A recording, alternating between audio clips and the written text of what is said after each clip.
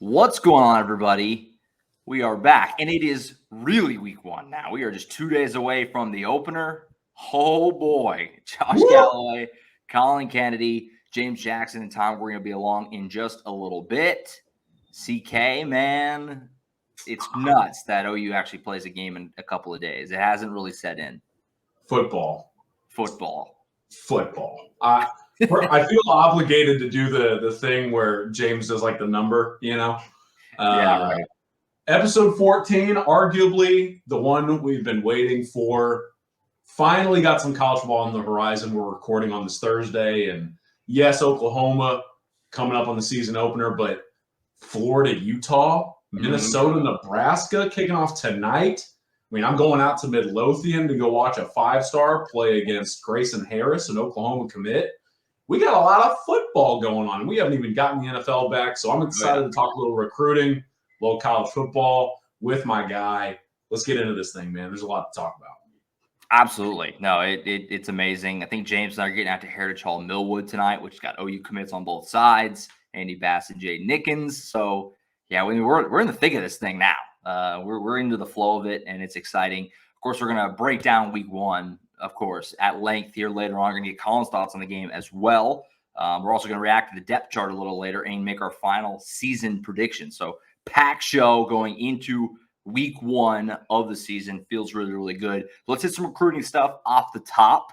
Collin, I think you know where we're going to start here. Dominic McKinley. That's the one that OU fans are obviously locked in on, this 5-star defensive lineman. Obviously, you didn't get Williams Noweri. You did get David Stone. And now the rubber match, I guess, is Dominic McKinley coming up, making his decision on Friday afternoon. This has been a weird one. You've been following it really closely. Our VIP subscribers feel like they should feel like they have a pretty good feel on how this thing has gone because you've been all over it.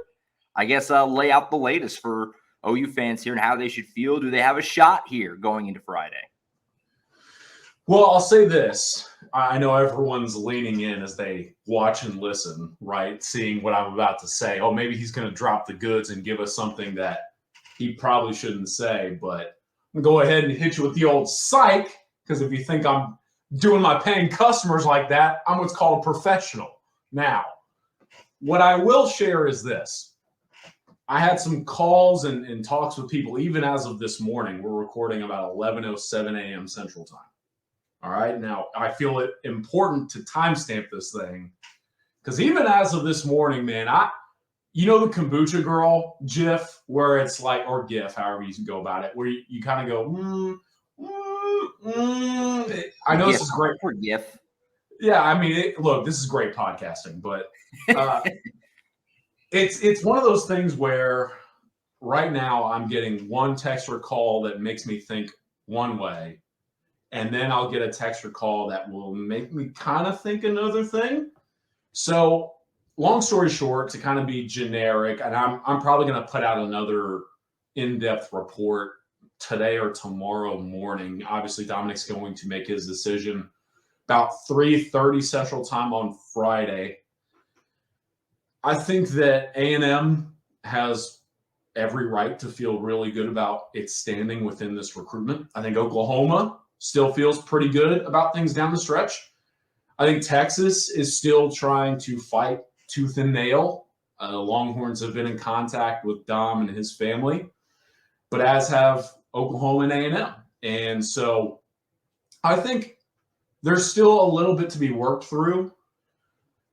At one point, I would kind of lean one direction, and then maybe I would lean another. But in my personal opinion, this is a 2-team race, and it's coming down to A&M and Oklahoma. I think LSU and Texas certainly have reasons to believe that they're involved. But the bottom line here is that OU has had reasons to believe that this family and McKinley are very open to what life would look like in Norman for him. And on the flip side of this, I think A&M is a place that, and this is a key word here, I think A&M is a place where McKinley feels comfortable. And I'm not saying he doesn't feel comfortable at Oklahoma, but I think that A&M really fits McKinley right now as well. I think Todd Bates, arguably the best relationship in this recruitment, But Elijah Robinson is right up there with Bates. And if you know anything about Elijah Robinson at Texas A&M, he might just be one of, if not the best recruiters of elite defensive line talent in all of America. Obviously, the Aggies have, 5-star after 5-star after Right. 5-star, not just at like defensive tackle, but across the board in that defensive line room, there's elite talent there. And A&M's trying to portray how McKinley can be the next in a very long line of 5-stars that Texas A&M is carrying in the SEC right now. So I think that's kind of the unique battle we've got going on here. Both A&M and Oklahoma outline a lot of things that I think both McKinley and his mom really like. I think both staffs have connected well with these two. And in the end, it's kind of a back and forth battle. And are there leans for certain people? Sure. Am I ready to make a firm prediction? Not really. I know how I kind of feel about it today as of 11:10 now in the morning. But Yeah. again, I'll go in depth on all of this at SoonersIllustrated.com. You can get half off an annual sub right now, folks. Do not miss out on this week 1 special. And so Oklahoma fans, be patient here. Maybe a little bit more to play out in the recruitment of Dominic McKinley. Right. What's the David Stone impact here, if any? We talked about it last week a little bit, but then on Tuesday's show with James and Tom, we got into this is a guy that other players want to play with. He's one of those. And, you saw Justin Denson, Michigan State commit, tweet, I got to rethink some things maybe now after David Stone made his decision to go to Oklahoma. Does that have an impact on McKinley here in terms of just there's already a 5-star defensive lineman committed in that class? How much is he helping Oklahoma potentially be in the race here? Because it felt like they kind of faded back, and now they've made this surge to be in the mix going into, obviously, his commitment day on Friday. Yeah, look, it helps a lot. I think it goes beyond just kind of that 5-star defensive line narrative that the general public will portray. Mm-hmm. I think this is something that I feel comfortable going in depth on because as I've reported in the past, look, David is not just an elite player, but he is a personality that people gravitate towards. And he has a number of connections across the 24 cycle. And Dominic McKinley is one of them. And I reported this in the past.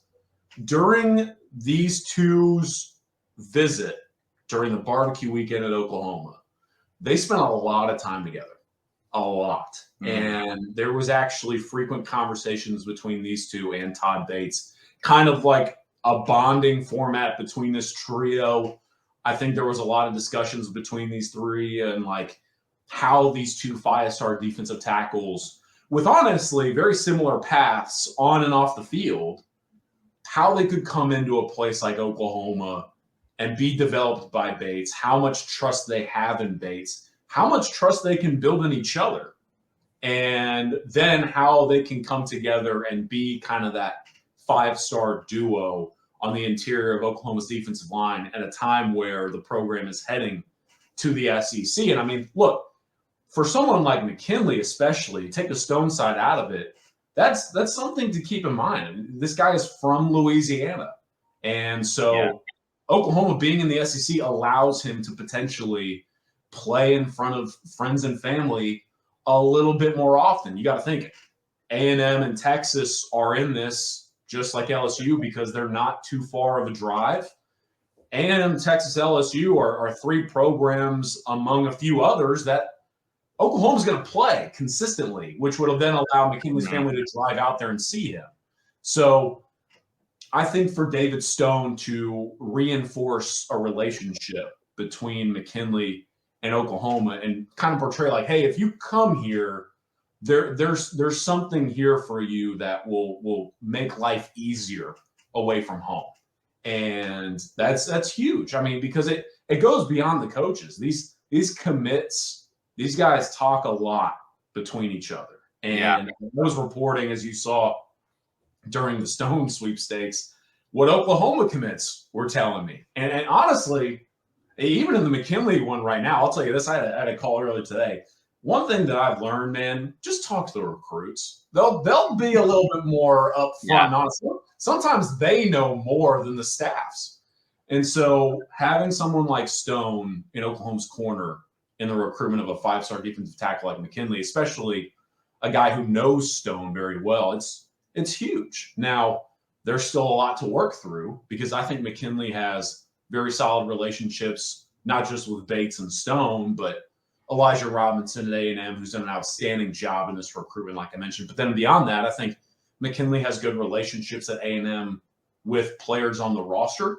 I think some A&M commits know him very well. So it's kind of like a very similar situation on both fronts between these two programs and their recruitment of McKinley. And that's why I think Stone, him hopping into the mix, was huge for OU because I think he's one of the few aspects right now keeping OU in this thing. And if he weren't in the class, I mean, this Dominic McKinley recruitment would be a lot harder than it even is today. Yeah, right. Dominic McKinley, number 7 defensive lineman in the class for us, number 31 player, number 1 in Louisiana. So, yeah, I mean, you're talking about what a way to go into the season if you can get David Stone and Dominic McKinley less than a week from each other going into week 1. That's some good vibes going into year 2 for Brent Venables. So we'll see what happens. 3:30 Friday afternoon, like Collin said, is the approximate commitment time there for McKinley. Keep up with us at oklahoma.247sports.com, and we'll let you know how that goes one way or another. So, like we said, it is week 1, big visit weekend. Lots of guys, obviously all throughout the season, but it seems like especially so in week 1. Collin would know better than me, I guess. But guys make the trip down to Norman for that kind of season opening weekend type of thing. A lot of guys are going to be in town. Collin, hit some of the big names or the highlights or names that you're keeping a close eye on to see how their visit goes that OU fans should be aware of going into this season opener on Saturday. Sure. We'll run through like a top 5 real quick. Sure. Let's start with a couple 2024s. I will lead it off with Daniel Akinkunmi. I think he's kind of one that Oklahoma fans have become more and more familiar with. And he is actually, as we're recording, to my knowledge, Josh, he is on a plane as we're talking, flying from England to the United States of America for his first college football game, which will be at Norman. Kind of crazy to think about, right? Yeah. I mean, it's cool that we're sitting here talking about his first official visit, essentially. And, well, his first OV was at Baylor over the summer. I heard it went well, but this is going to be his first in-season OV. And it will be essentially his first college football game. And Daniel is one that I think Oklahoma is actually in a really, really good spot with him. But he's got a couple other really big visits coming up soon. Clemson is in the mix. Miami could get in the mix. Michigan just recently offered, if I remember correctly. And I think the Wolverines, look, Sharon Moore, former Sooner, anytime this guy gets involved with any offensive lineman, you got to take the Wolverines seriously. So, right, Daniel, in my opinion, this is going to be one that's interesting because this weekend is about 2 things. He's going to get in, to my knowledge, I think later today. I don't know how long that flight is, but I assume it's going to take a while. And then I think it's from there showing Daniel what life is like at Oklahoma, why he can trust OU staff and making it feel like home for a guy who's literally thousands of miles away. Right. It's a bit of a different culture. England. Yeah, you kind of gotta make this guy believe in what life could be like there, because this is, completely different than what he's ever experienced. Sure. And then from there, I think a lot of it too is just giving Daniel something beyond the stats in the paper to actually observe offensive line development at OU. Obviously, Bill Bedenbaugh, we know all of the accolades and the stats in terms of development. But I think Daniel's going to be keeping a very close eye on this front 5 for OU and what they look like, how are they playing the game, and what would he look like up there developing as a talent. Obviously, he's with the NFL Academy out there. They do a really good job, but Daniel's a very raw prospect. So still a lot to grow in his game. Show him how he can grow in this matchup against Arkansas State. Next up, 5-star Terry Bussey. This guy is a dude. Yeah. He's Mr. Texas high school football for a reason. I love this guy, and his story is incredible. If you haven't learned about Terry already, I encourage you to go figure out what this guy has gone through in his life. But this is going to be a big moment because his last visit to OU went very well. There were even sources indicating to me that at that time, Terry was telling people in a circle that he could see himself at Oklahoma, that Oklahoma was a place he really was going to consider as one of his top few schools. But then from there, I put in the crystal ball for Texas A&M for good reason. I think the Aggies have done a really good job in this recruitment. I think Texas A&M is portraying a lot of unique aspects of life there for him that work out. And I think, too, what's very interesting about Terry, this is kind of the big distinction for me when it comes to this weekend's visit. Terry, especially by the leader in Texas A&M, is being recruited as a corner. But OU is recruiting him as a wide receiver. Now, that's big because obviously Oklahoma's basically full at the wide receiver spots in this class. I mean, what, five, 6 guys? Right. Man, if you get a chance to take a swing at Terry Bussey, you take the freaking swing, man. And when he was at OU, Oklahoma staff tried to show him, okay, this is why you should want to play wide receiver in this offense. They took him through some tape of slot receiver play and all that. Well, now Terry's going to be watching down to down to down. So I think for Terry, it's about trying to show why life at Oklahoma as a receiver is beneficial for him rather than going to maybe like a Texas A&M, an Alabama, an LSU, who they could be recruiting him as a defensive back type. So that's something to follow there. Danny Okoye, in-state edge talent, guy that's seen his recruitment kind of grow with Oklahoma, right?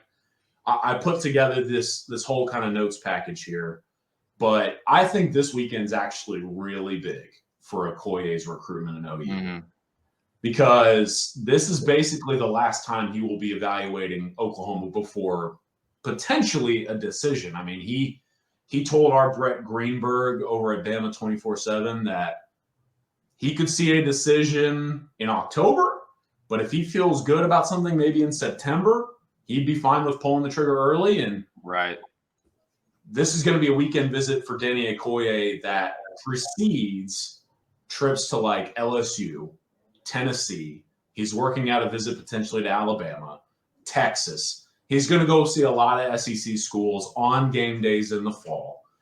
So for Oklahoma, not only do you have to continue to further this relationship that was once seen as an impossibility at one point, right? But you kind of got to show Okoye this weekend for one final time, like you can have the SEC experience in state.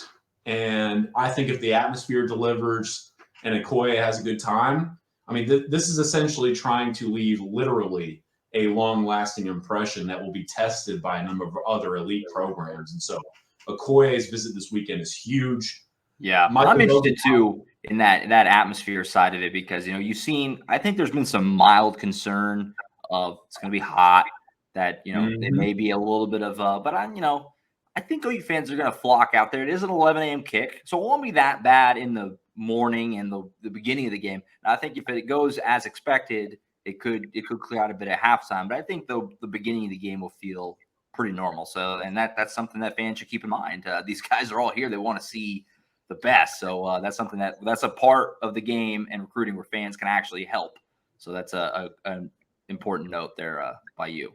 No, it's a great point. And it's something I did want to dive into. So I'm glad you brought it up. I mean, again, it's very unique, this aspect of these guys want to see an SEC atmosphere because Oklahoma's literally now butting heads with elite programs in the Southeast who will eventually be their opponents. And so with an 11 a.m. kick against, honestly, a school like Arkansas State, one that's building, I mean, if this thing gets out of hand, it's going to be hard to showcase that to these guys. Now, I trust Oklahoma fans, to be honest with you. I think OU fans will deliver, like you mentioned, especially because it's season opener. You've got talks of basically like a impromptu pink out for Brent Venables and his wife, which I think is a really cool initiative. I think if OU fans pull that off, man, like that's going to be huge for a lot of reasons. And so I think this will be something to keep in mind as these recruits make it to campus. Now, speaking of that, Josh, to my final two guys, the last 2024, I'm going to touch on Michael Boganowski. This one's really interesting because OU kind of went off the beaten path here, right? They recruited him as a safety, although a lot of programs like him as a linebacker. They think he's an ideal fit at the cheetah position. Mm-hmm. So Boganowski's going to be essentially watching why that very unique position is the ideal fit for him rather than playing like a linebacker spot at K-State or Kansas. USC and Florida State have kind of been given a look here, interestingly enough. But I mean, Kansas and Kansas State have very unique advantages and have essentially been given an inside track. Oklahoma's been long involved here, but this weekend to me is about showcasing why Boganowski should leave the state of Kansas, why he should experience this and potentially consider that, because he's going to be playing a very different position than a lot of other places. He's going to be in an environment that is very different than Kansas and Kansas State. I think Kansas State's one of the most elite atmospheres in college football.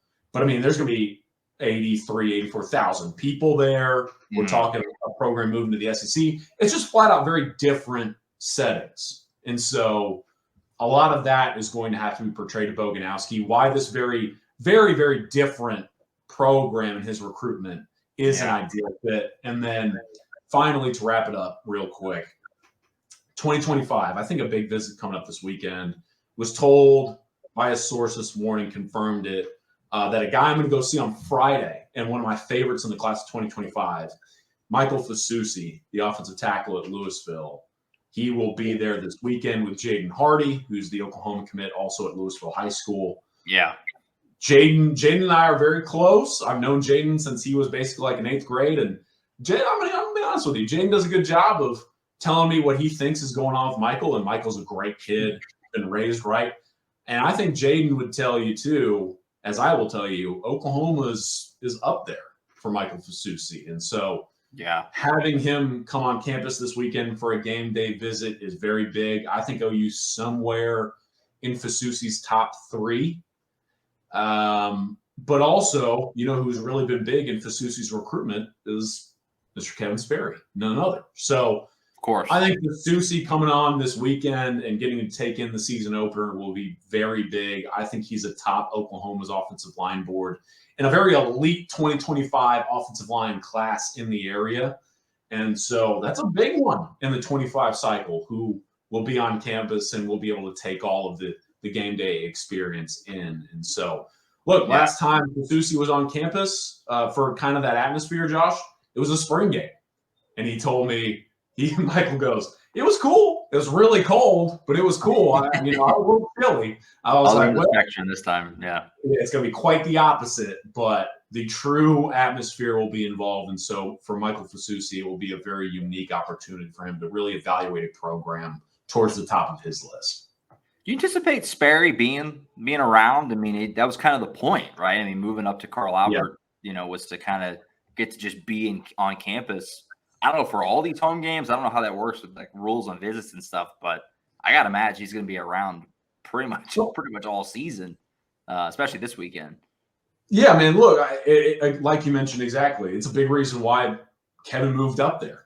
Yeah, I mean, So basically, if you aren't familiar with the rules, in an unofficial visit capacity, you can just pay your way and go, right? I mean, he can go to the stadium and just like, hey, coach, I'm coming. And then they'll welcome these recruits in. They'll give them a pass, put them in the stadium. I mean, coaches at college camps will tell even the little Timmies of the world sometimes, like, hey, little Timmy, if you want to come check out a football game this fall, you just let us know, blah, blah, blah. So when a guy like Kevin Sperry is like, hey, coach, I want to come and help recruit this weekend, they're going to give him a ticket. Make it happen. So I haven't texted him, honestly. I assume he'll be there. Hate assuming, but we're talking about Kevin Sperry. I mean, this guy goes all in, nonstop. Right. So I think he will end up being there. And if he is, I would tell you that's also very big because Kevin Sperry and Michael Fasusi have struck up a really solid relationship. Obviously, Kevin wants to bring in an elite offensive line class with him in 2025. And I think, as I reported very in-depth in the past, like, that's the class to do it. And so I think Kevin Sperry, if he shows up, man, it will be also another interesting and very important aspect of Fasusi's visit this weekend. Absolutely. Going to be a massive weekend. I mean, it's week one. Lots of guys descending upon Norman. It'll be a zoo. Always is at the beginning of the season, especially. Those sidelines are not real big, and they get cramped up during warm-ups, especially all those guys are down the field. Should be a lot of fun to keep an eye out. And, of course, become a VIP subscriber to get Collin's intel on how those visits go in the days following Saturday's game. Before we get you out of here, Collin, I wanted to get your thoughts on the game. Oklahoma plays Arkansas State Saturday morning, 11 a.m., season opener. I think at last check, Oklahoma was a 35.5-point favorite. So massive, massive favorite against an Arkansas State team that only won 3 games last year, only has 5 wins last 2 years under Butch Jones. I guess some thoughts from you, just, on this ball game, what you're expecting, what you want to see from Oklahoma. And then if you want to close it out with a pick and a score, I wouldn't hate that either. Go for it. All right. Well, I'll do it just for you then. I'll say this. I do expect Oklahoma to obviously win and win big, but it is kind of interesting. I mean, CBS Sports research team does a really good job of putting together unique aspects and angles. And Arkansas State, man, 7-1 against the spread in their last 8 road games. Something to keep in mind. Now, that being said, they're 1-8 against the spread, and their last 9 as a 20-plus point underdog. So they're used to the beatdowns, but hey, they got a lot of pep on the road. So I think for me, I mean, usually I'll try and do a good job every week of kind of giving like a specific opposing team angle because I end up covering a lot of these guys and recruiting and all of that. Sure. And obviously, I know a lot of coaches and recruits and players at other programs. And so I'll try and go a little bit in depth on, game plans and stuff to watch. For me, though, I mean, here's what I know about Arkansas State. Offensive line, they're pretty uneasy about it. Don't think that's the matchup you want if you're an Arkansas State team going up against this OU defensive line. One that will be looking to prove itself, obviously. I think Arkansas State's got some good wide receiver talent. JT Shrout coming in from Colorado, going to get the start at quarterback. Something to watch there, kind of the more experienced guy in the room. But I think that Arkansas State, the big thing for me, man, whether it's pass rushers or offensive linemen, a lot of new transfer faces, I don't know that this Red Wolves team is very set on the lines of scrimmage. And so for me, long story short, I'm going to go – I've been increasing the score as we get closer to kickoff. So I'm going to go 51 – I'm going to go 51-14 Oklahoma. Cover. Maybe like I think it's a cover. Maybe not an extensive cover, but I think it's a cover. And – we'll see what Arkansas State can do maybe towards the back end of the game and maybe put a couple points on the board. Absolutely. Should be fun. It's just excited to get out there, get to the stadium, and just see the team play. I was kind of joking about it yesterday. From the end of last season, you go through spring and the summer, you talk about the next year's team so much. They become just like a concept more than an actual team. And then when the actual opener comes around, it almost feels weird that they're going to actually play a game. Weird deal. Collin, appreciate you, sir. Enjoy the big games tonight and tomorrow. You're going to hit on the Texas high school football trail, and we'll talk to you next week as we look ahead to the next game, OU and SMU next weekend. If you're out there, subscribe and hydrate. 2 big things of the week. Those are the 2 things you need to do. Get your mind right, folks. It's get good season, baby. Football's back.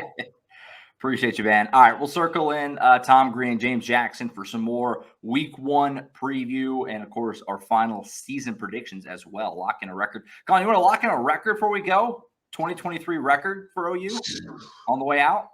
You know what? Give me. I could see it higher. Give me 10-2. Give me 10-2. That's a fair number. That's a fair number. I mean, I think that's a reasonable expectation. And it could easily go beyond that. Yeah, 4-win improvement, not too shabby. All right, we'll get Tom and James in here, continue our week 1 coverage, as well as react to the depth chart, which released on Tuesday morning. All right, we now bring in James Jackson, Tom Green. Gentlemen, we are less than 48 hours away from kickoff, right about 47 hours. How are we feeling? Is your body ready? Jittery, anxious, ready to watch some real football. Yeah, it feels like I'm about to play in the game. You got those type of nerves, game day nerves, things like that. And asking everybody around the beat, what do I expect? Where to go? Where to things like that. So just one of those, first time doing it type of things. Just it'll be a fun one though. Yeah, I mean, I mentioned in the show earlier this week, I'm just eager to see, what game day is like in Norman. Obviously, it's a beautiful stadium. Just want to see that thing packed out and experience an actual game there instead of just press conferences and. Yeah, right. No, I think it'll be a show. I mean, I talked about this just in the previous segment with Collin, but there's, I think, some mild concern. It's gonna be really hot, that maybe turnout won't be as, whatever. You got a sellout streak that goes back. I don't even remember how many games it is now, triple digits, obviously, and I'm not too worried. I mean, it's gonna be a morning game. It'll be like it always is. I'm not that worried. The opener's always hot. It's nothing new. So it's gonna be fun. Fans might be a little late arriving for an early game, but I mean, it's the first game of the season. They're excited. They've missed being out there and seeing this team. So I expect a good atmosphere. Oh, hey, Tom, this is 11 o'clock is a usual time. Seems like for OU though. Like a lot of the games are at. Yeah, for sure. They're used to it by now, I think. I mean, I've covered my fair share of 11 o'clock kicks at Auburn in the SEC because it's always either 11, 2:30, or you get some sort of primetime game. As long as it's not one of those like late 9 p.m. kicks, I'm good with it, man. Yeah. No, I think 11 is prime time on Fox, right? Is that the reason? Yeah, that's why they play so many at 11 a.m. typically. Which obviously with the SEC that won't be as much of a thing. But yeah, no, nothing new for OU fans. I do think that there's a decent chance if it goes as we all expect, that the halftime, second half, it might clear out pretty good. But we'll see. We'll see. Crazier things have happened. People might want to stick around and see Jackson Arnold. That's true. The Arnold show is later.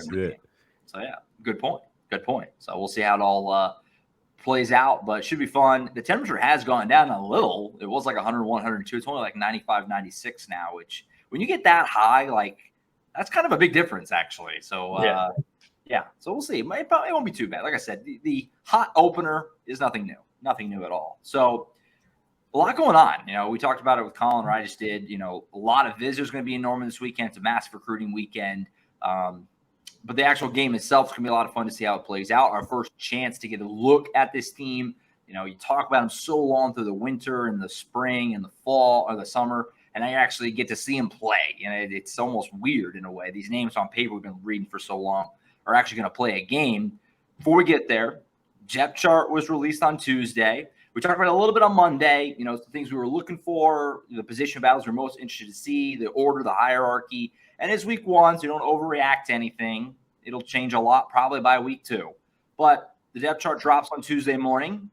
Easy question, guys. What stuck out? What was the number one or two things that jumped out to you when you perused this thing, saw who the starters were, who the backups were, whatever it may be? Yeah, I think there are a couple things on each side of the ball. Obviously, the big one on offense, the running back situation. You've said it, a few times in the last couple of weeks that you wouldn't be surprised to see Marcus Major be on that top line heading into the season. He was there, but the surprise was that Howie Walker was the co-starter with him.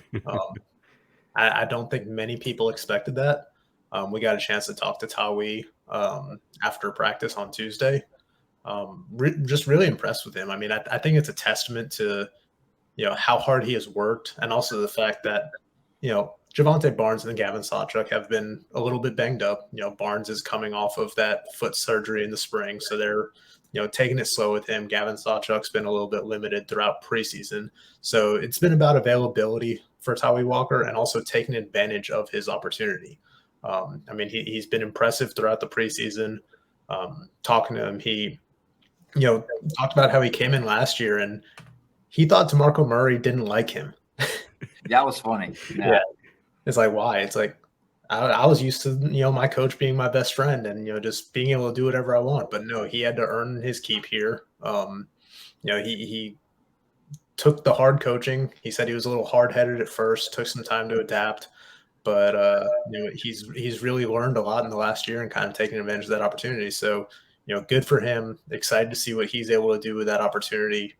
How long it lasts, we'll see. Obviously, we expect things to change. I think we all still expect, Javante or Gavin to end up leading this running back room by the end of the season.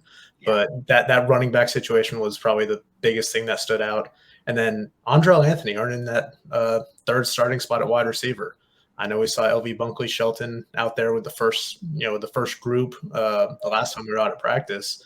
But again, Andrew Anthony, someone we've heard lots of great things about, has been making plays since the start of practice, and really seems to be a guy that can just bring a dynamic aspect to this offense and, complement what they have with Jalil, Farouk, and Drake Stoops. Yeah, I mean that's the main one is the running back position. That's the first thing I saw and was like, okay, wow, because a lot of fans I think agree with that as well. Because on the boards it was all like, what's going on here? I had no idea he was that high up there. I mean, I don't think I did either. We've talked about Gavin Sawchuk and Javonte Barnes being the 1-2 punch pretty much this entire time, and was like, okay, I think Marcus Major's stock is rising as well. So be on the lookout for him to see him get a lot of reps there. It's basically like flipped upside down from what we thought. I mean, with Major getting the the first spot instead of the third spot, and Walker getting the second spot instead of the fourth spot. So it's like it's kind of weird there. Yeah. But that just shows you how deep this running back room is. I mean, maybe there's more stuff that we haven't seen that this coaching staff is seeing that looks pretty good for them. But it also could be just Gavin and Javonte just coming back from some little banged up bodies, things like that, and what makes something completely different in week 2. That's another thing to think about here. It's not set in stone and it's not done all the way just yet. On the defensive side, it was seeing that cornerback position. We've been trying to speculate for quite some time now who is going to be, and it kind of came out to what we thought. Woody Washington getting that spot, and then of course, excuse me, what is his name? Gentry Williams getting the other spot. So I mean, not surprised there, but I mean, just kind of solidifying all of our ideas and thoughts and things like that. That's what it came down to. Yeah, for me on the defensive side, I think the thing that really stood out is you look at that defensive line. We've talked about how many new pieces they've brought in, how they've kind of improved the depth there. But Rondell Bothroyd, the only guy who has a secured starting job, so to speak. The other 3 spots at nose tackle, and defensive end were all still, co-starters. And then you just look at, this is supposed to be a 2-deep depth chart. They've got 17 defensive linemen listed on it. I think that just speaks to just how different this defensive line looks from a year ago. And, I expect them to be improved because they need to be better at the point of attack. We've talked about it ad nauseum at this point, but they need to control that line of scrimmage if they want to be a team on the rise as they move into the SEC. And Tom, how'd you feel about your Orr situation? You said 4 is the over/under. And I mean, how are you feeling now after seeing the depth chart on that? Well, I was actually going back through that. You look at the depth chart, there were eight starting jobs still up for grabs. Mm-hmm. And technically, 3 of those were on special teams. So it was all right, we'll give it to you. Offensive defense. I'll give it to you. I was pretty close on the over/under there, so I said it 4.5. I like the no oars in the offensive line at all. That's completely solidified. Yeah, they got to feel good about that unit right now. Thought it was interesting. Troy Everett, the backup at center and left guard, so they obviously like what he's able to do. A little bit of versatility there. So either way, he's next up. Yeah, but 8 starting jobs still up for grabs technically. Between running back, nose tackle, defensive end, free safety, punter, kick return, punt return. So still got some things to work out. I think we'll see that shift a little bit over the next few weeks as they gear up toward Big 12 play. And I just want to say one other thing on the Tawee Walker front. Can we just take a minute to kind of appreciate how unique this kid's story is? Mm-hmm. He coming out of Las Vegas, did his senior year of high school in Peoria, Arizona. Didn't really get recruited, even though he won a state championship. Went to a prep academy in Massachusetts for a year. Walked away from football for like 2 years. Resurfaced at a junior college in California. And then got an opportunity to walk on at Oklahoma. And now he's a co-starter going into week 1. It's just a testament to him. And, like he said, he bet on himself, and that's paying off big for him. So, kudos to him regardless of, how the rest of the season shakes out. Mm-hmm. Yeah. If he just has one big game. Away, too. His first spring game in 2021, he had a couple touchdowns in that game. He kind of burst on the scene a little bit. Didn't see him a lot last year. I guess it was the 22 spring game, not 21. Right. And, here we go. We'll see what he can do. He's a bowling ball human. He's kind of Samaje Perine light. He's fun to watch. We kind of always thought last year if he got an opportunity, they never really needed him. Eric Gray and obviously that running back room is loaded. It's loaded again, but he's a guy. He gets an opportunity. He may run with it. We'll see.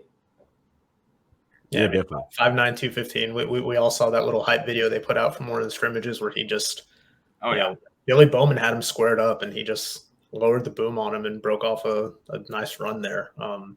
So again, just a testament to him and his hard work. Nice to see him get that nod, even if we don't expect it to necessarily last for the duration of the season.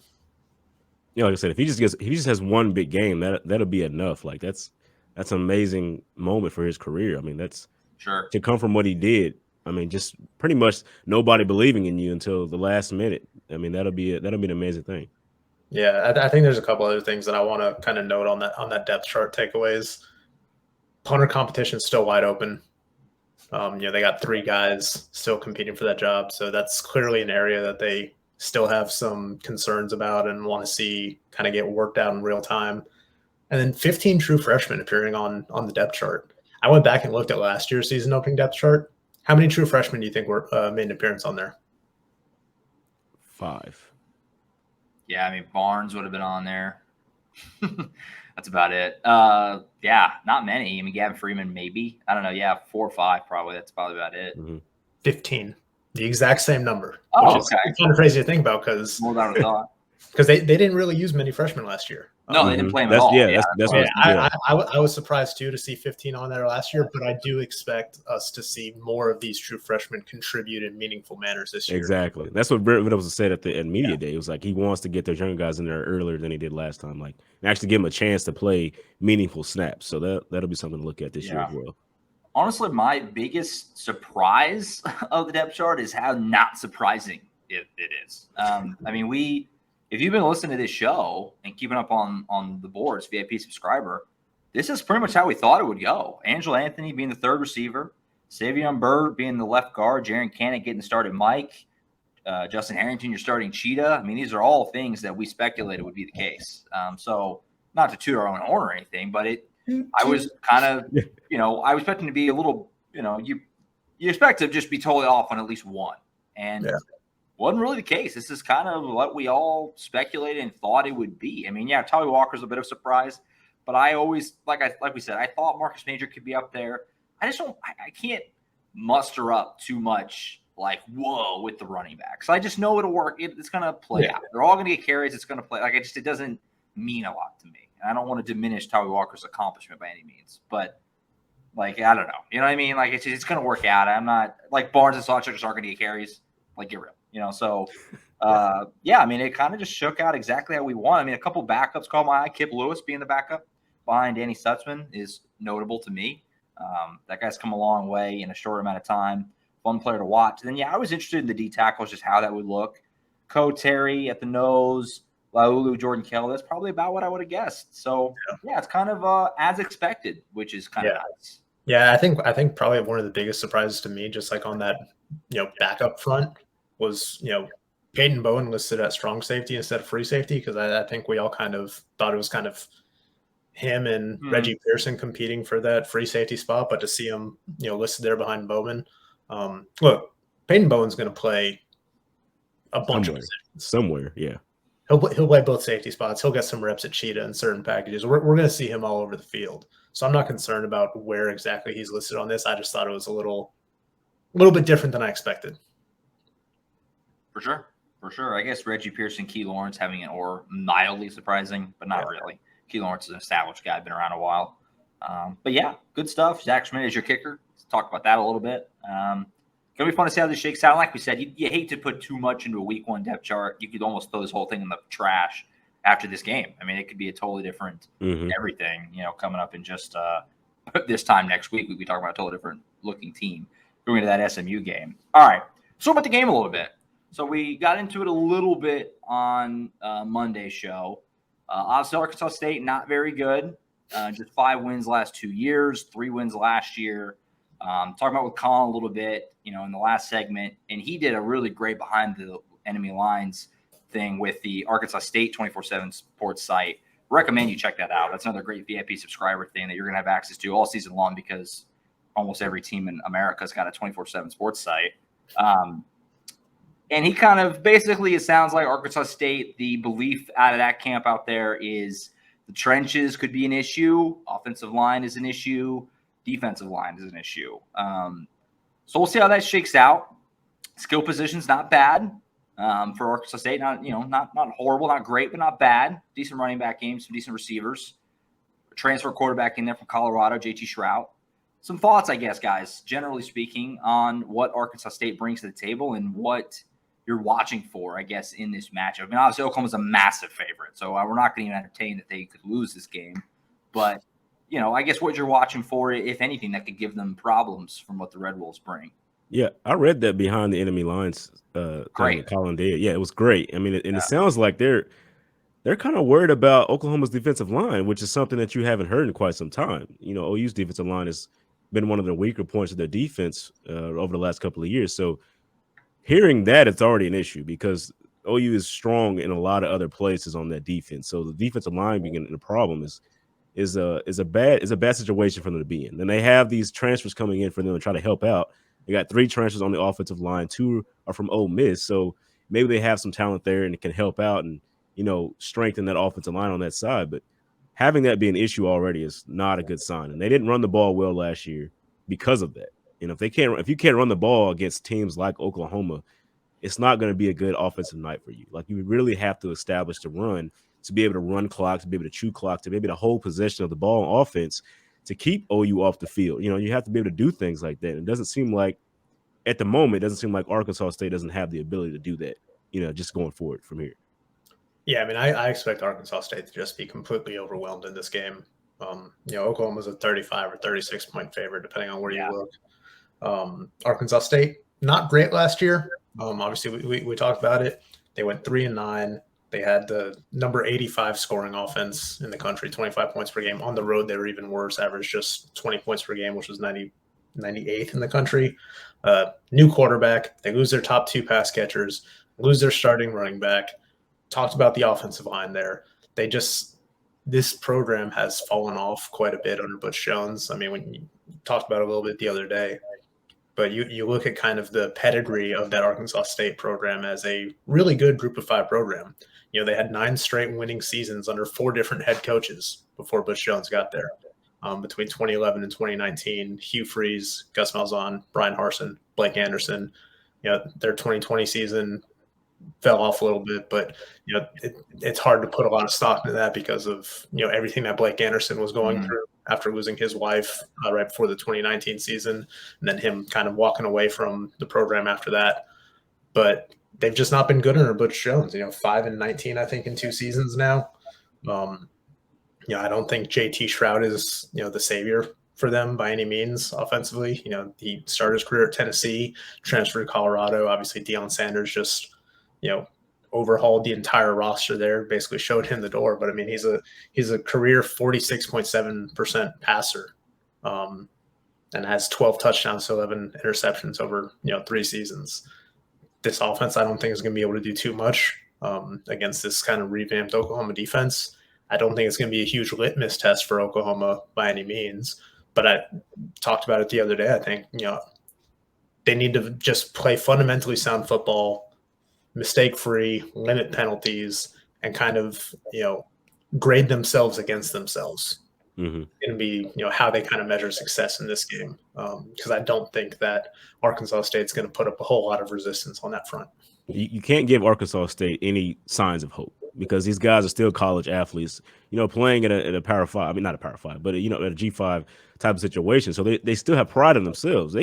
These guys have won at least in their high school careers. They know how to win games. So you want to shut them down early, completely give them no hope, going forward and throughout the game. So just shut them down. Just shut them down, and that'll give you the momentum you need to get out of this game scot-free. You can get the backups in, get Jackson in, and things like that. Yeah, right. You want to be able to work a lot of your roster into this game. Kind of to piggyback on what I said earlier about the trenches, I'm kind of watching for that on both sides. I think this is a game where Oklahoma they should be able to move the ball, obviously, but I'm watching them to run the ball at will. This is a game where you want to see the O-line just creating chasms for these guys, Major, Walker, Barnes, and Sawchuk, all 4 of them. They're obviously, there's only X amount of snaps in a game, but The yards per carry should be healthy in this game for Oklahoma. That's what I'm watching for there. And then defensively, we talked about it before. The one thing that OU did, inarguably well on defense last year was make negative plays, tackles for loss, sacks. That should be high. They should get after the quarterback. Stroud's jersey should be, have grass stains on it. They should be able to make some big negative plays in this game. You hopefully you can force some turnovers. That's a little bit random, turnovers, how that kind of goes. But creating some big negative plays defensively, I think, is something you're going to want to see. If they don't find a way to at least get a few sacks and some tackles for loss, I don't want to read too much in one game, but you kind of be like, how do they not make more negative plays? I feel like I could see myself saying that afterward if that's the case. But I don't expect it to. I think they're going to get after them pretty good on Saturday. As far as the offensive line, as Tyler Guyton told us, 0 sacks, 7 yards per carry rushing. I mean, that's what he wants the offensive line to do in this game. That could happen in this game. Yeah, in this game, sure, but like for the season, they're not going to average 7 yards per carry.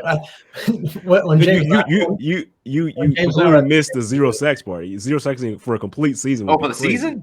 Oh yeah. I'm thinking neither of those are going to happen for the season. As I was telling James the other day, man, I went back and looked through it. You know how many teams since 2009 have averaged 7 yards per carry for a season? I know the answer now, so we're asking Josh now. It's 2. I think Nevada did it in like 2009 or 2010, and then Georgia Southern did it in like 2013. Well, I wouldn't have guessed Georgia Southern. Well, it's a triple option. They run a triple option. Okay. So. Yeah. True. So I mean, yeah, it's nice to have goals, but keep them realistic. Underrated uniforms, Georgia Southern. Let's not put that on like he just said that out of the. Let's not. I don't think it's just like his realistic thing. He's just like, what do you like? We ask him like, what do you strive for? Yeah, aim high. So I mean, that's not.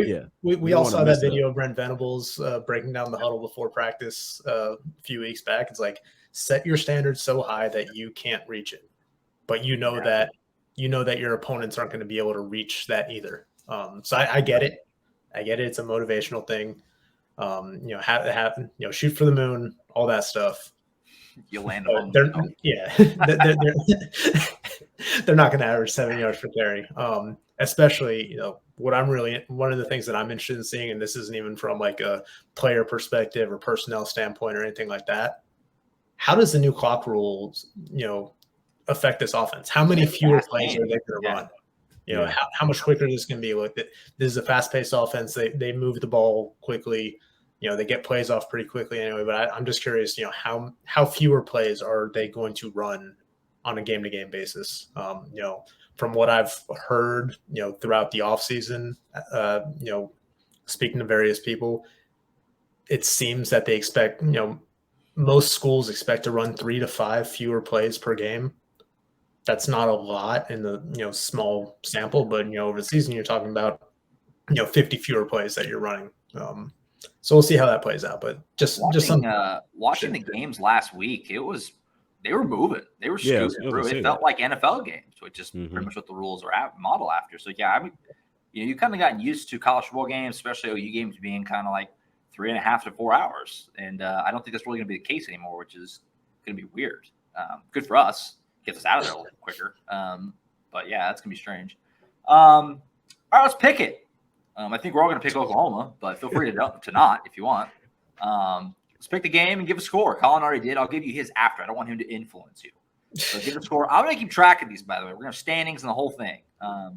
So go ahead and pick it. I guess we'll let Tom start. Oh, man. So I still haven't completely decided because, I don't think Arkansas State's very good, but covering these large spreads early in the season is hard. 35, 36 points. The over-under set at like 58.5, depending on where you look. So the implied score there is like Oklahoma 47-12. I'll go 42-10. I think Arkansas State will get a garbage touchdown late. I think Oklahoma will, be able to score at will, but also, they're going to work in their depth in that second half, I think. So yeah, don't think they'll cover, but I think that's going to be more by choice than circumstances of their opponent. James, I like the line. I'm going like 49-13, and I'm covered expecting by a hair. I'm expecting the Barry Switzer hung half a half 100 on the memes come up off of that. For some reason, I've had 52-10 just in my head for like weeks. That's just what I've had in my brain. So I'm going to stick with that. 52-10 is my final score. They do cover. I'm hesitant to not even give Arkansas State that many points. I mean, we'll see what happens in the second. Garbage time, can happen and things like that. But I think Oklahoma's defense is going to dominate this, especially the first half. And I think they're setting out ready. They smell blood here. They want to make a statement. You can only make so much of a statement against Arkansas State, but they're going to come out motivated and ready to go. And so, an Arkansas statement. Arkansas State. If OU wins by just 2 touchdowns, how big of a disappointment is that? Do you think? Oh, I mean, it's red alert. That's cause for concern. Yeah, because then not be close. Yeah, because either your defense is giving up a lot of points against a bad team, or your offense is struggling to put up the kind of points that it put up a year ago. So there you have it. So, Collin, by the way, if you guys were curious, obviously anybody listening already heard this, but Collin had 51-14. So he had OU covering. Okay, yeah. 52-10. James, you had what? I already forgot.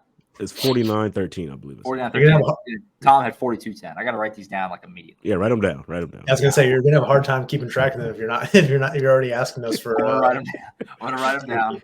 And I could very well be wrong. Oklahoma could cover this spread easily. I just think that they're gonna call the dogs off in the second half. Kind of work some of those younger guys in. Yeah, sure.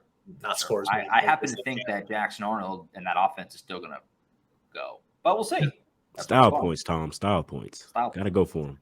Yeah, that's a good point. I mean, we'll see. Look forward to it. Week 1, unbelievable. Feels really good having a game here less than 48 hours from now. Before we go, though, this is the last time that we will talk to everybody before they actually play. So we've talked about it. We've danced around it. We've, written various things, but this is it. This is set in stone now. Final predictions on the season. What will Oklahoma's record be? When it's all said and done, you don't have to pick game by game. I think that's kind of put you on this. That's where it gets hard because you'll be like this record. It's like, okay, well, where are those losses? It's like don't make me do that. Just they're going to lose this many. You know what I mean? So lock it in. Collin gave his record. I guess I'll save it so you guys don't know it again. No influence. Final record when the season's all said and done. Well, how many wins will Oklahoma have regular season? We're not going to get into postseason in their 12-game regular season slate. James, you get to go first this time. I mean, I see. I mean, 2 games at most. I mean, losing 2 games at most. I think. I mean, granted, I could see them only losing 1 game this year, but 2 games at most. Pick one. 10-2 or 11-1. Oh man, it's just tough. That's such a. I mean, it's tough. Yeah, it is. I mean, let me be optimistic here. Let me go 11-1. I like it. Let me go 11-1 in this one, and I think.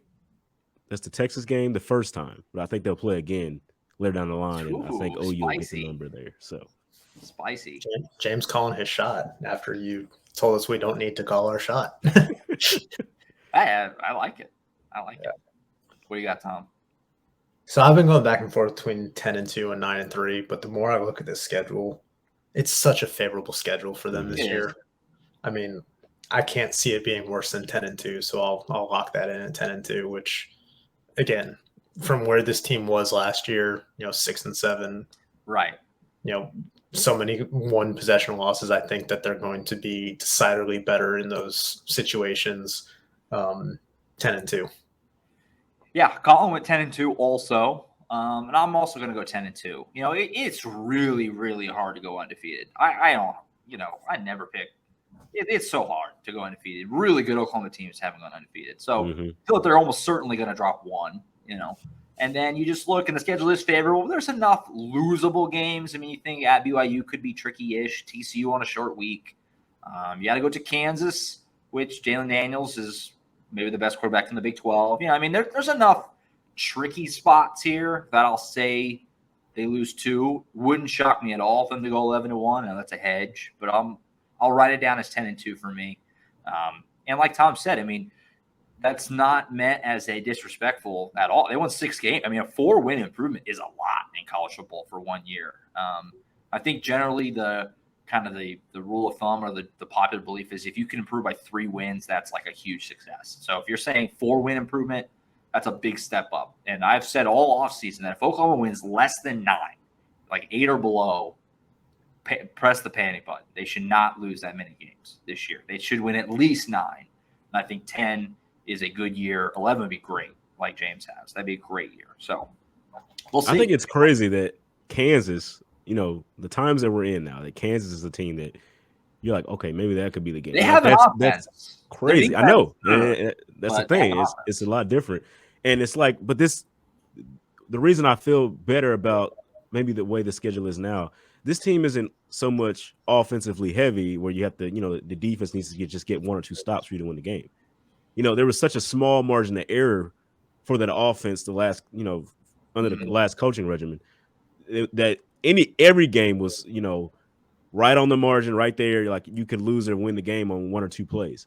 I don't think that's going to be the case for OU this year. And I think that's why I'm higher than some you guys. I mean, it's only by 1 game, but I mean, that's a big difference in terms of overall, because that's 11-1. You're like, you can get into the Final Four if you win your bowl game and things like that. So that's just what it is for me. I think this is a more complimentary type of football team where the defense and the offense can both play with each other and do a good job at it. Any bold predictions? I won't make you, but I would suggest you make one because it'd be more fun to make fun of it at the end of the year whenever it's horribly wrong. Bold predictions. Anything? Any takes you want to get off? Again, week 1's this weekend, so any take after the first game is like cheating. So any takes you want to get off now? Now's the time. I have 2 bold predictions. One on each side of the ball. All right, here we go. I've kind of hinted at this before. I think we talked about it before. But I think Andre Anthony could be this team's leading receiver this year. I still think that Jalil Farouk is the favorite to be that guy. But the kind of the trajectory that we've seen from Andre Anthony since he got here, and then earning that starting job, I think he's trending in the right direction. He's been working to be more of an all-around receiver. He's got experience in big games, played for 2 playoff teams. I think that he is a guy that if things go right for this offense, he can be a difference maker. And I think he can be dynamic. I think he has an opportunity to lead this receiving room this year. And then defensively,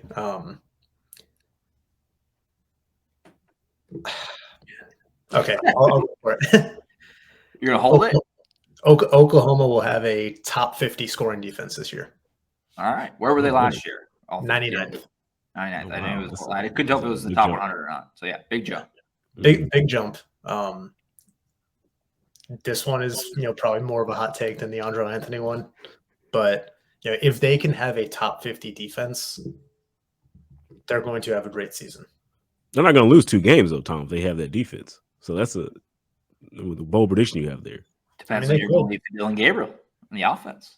Oh man, I couldn't. That'd be crazy. I mean, they could. I mean, look, the Big 12 has a lot of good offenses. Let me look at it. So last year, a top 50 scoring defense would have been 24 points a game. That's basically asking them to give up 1 fewer touchdown than they gave up a year ago.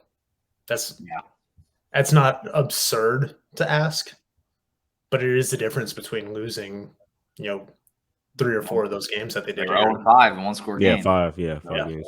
There's your improvement right there. If this is a top 50 defense, Oklahoma will have a 10 or more win season. And that's my bold prediction. James, you got any you want to get off? I don't have any I want to get off, man. I know this is for fun. I know it's for fun, but I just know that people hold you to crazy standards. 11-1 is bold enough, I think. That is true. That is pretty bold. So, and you had OU Texas rematch. Did you have OU winning that OU Texas rematch? You got to give us that. See, that's one of those things you don't know until you see it. Big 12 champs. It's like you got to see the first matchup to know for sure. I'm just guessing at this point. I mean, who wants to hear that? I'm writing you down for 12-1 Big 12 champs. All right, I'm fine with that. All right, yeah. For me, I don't have anything too insane. I do think Peyton Bowen. I think Peyton Bowen's your Big 12 freshman of the year. I think he's going to play a lot, and he's special. I think he might work his way into even return punts and stuff. Like he's going to be on the field before it's all said and done. Big believer in him. So that'll be probably my biggest bold one. I'm tempted to say that Jackson Arnold's going to make some noise here, but it'd be manufactured. I do think Dylan Gabriel's going to keep him at bay. And I've said this before. I said it all offseason that if Dylan Gabriel creates an opening that allow Jackson Arnold to have a chance to take the job, there's a decent chance he will. Whether it's because Dylan Gabriel gets injured or he just happens to not be performing and they decide to make a move, I don't know. But I don't really think that's going to happen. I'm choosing to believe that Dylan Gabriel will stay healthy this year, and he's going to play well enough that they're never going to make the move. They're going to be pretty loyal to Gabriel. I think he'd have to perform pretty poorly, or they'd have to be behind by quite a bit, for them to make the move. But I don't think it's impossible. So potential Arnold shenanigans, but I'm not willing to commit to that. But yeah, that'll be fun to watch play out over the year as well. Dylan Gabriel's just never he's never thrown himself out of the top spot. That's the thing. He's everywhere he's been. It's like you're comfortable with him being your starting quarterback. I don't. It'd be a crazy drop off for him to have for Arnold to have to come in. I mean, I don't think it's impossible to have a situation like we had a couple years ago, the Texas game, where Oklahoma was undefeated going into the Texas game. Since Rattler was playing okay, not great, but okay. And they just got behind really big. And Lincoln Riley decided, I got to try something. And he put this kid, Caleb Williams, in, and they created this massive comeback. And then it was Caleb's job after that. I don't think that scenario is that far-fetched as happening. So I don't know. We'll see. It's going to be fun to watch. Yeah, that Peyton Bowen prediction, I can buy it. Yeah. I don't know if you guys saw yesterday, but the Sean Alexander Freshman Player of the Year preseason watch was out. 3 Oklahoma guys on there. Peyton Bowen, defense too. PJ Adebawore. New world. It's a whole new Josiah world. Wagner. Josiah Wagner stock keep going up. By now. Yeah, but yeah, clearly a lot of people think that Peyton Bowen's going to have a big season. I think the only school that had more freshmen on that watch list was Texas with 4. Alabama had 3. I forgot who else was on there, but clearly there's some talented freshmen here. So yeah, like you, I expect big things from Peyton Bowen. Mm-hmm. I don't know if I'm willing to say he'll be Big 12 freshman of the year, but I like where your head's at. Why not? Fire it off. If I get it right, it looks awesome. Yeah. So we'll ride with it. That's why I made 2 predictions. Yeah, right. You gotta double your odds. All right, I think that's it. Excited for Saturday. We have tons coming your way on the site. Obviously, Oklahoma.247sports.com. Lots of game day coverage. All 3 of us are going to be at the stadium on Saturday. Excited for that. Going to be a fun time. And again, I mentioned on the Monday show, but if you missed it, we are going to have James and I are going to do a little kind of short special edition post-game show. We plan to do that all season long. We're going to do that on the field, which would be kind of cool, kind of fun. Just like 10 to 15 minutes or so. And that'll be on the YouTube, of course. But we're also going to turn that into a podcast. So if you're a podcast listener, look for that either, I guess it would be Saturday evening sometime or Sunday morning, whenever you get around to it. But yeah, lots coming your way. First game day for Sooners Illustrated. We're pumped. We're excited. And hopefully people join along for the ride here. It should be a fun season. Yeah, and if you haven't joined yet, I believe our 50% off annual membership sale is still going on until September 5th, if I'm not mistaken. So hop on board, join us for the season. And if you've listened to us for the last hour and 9 minutes at this point, don't forget to rate, review, subscribe to the podcast.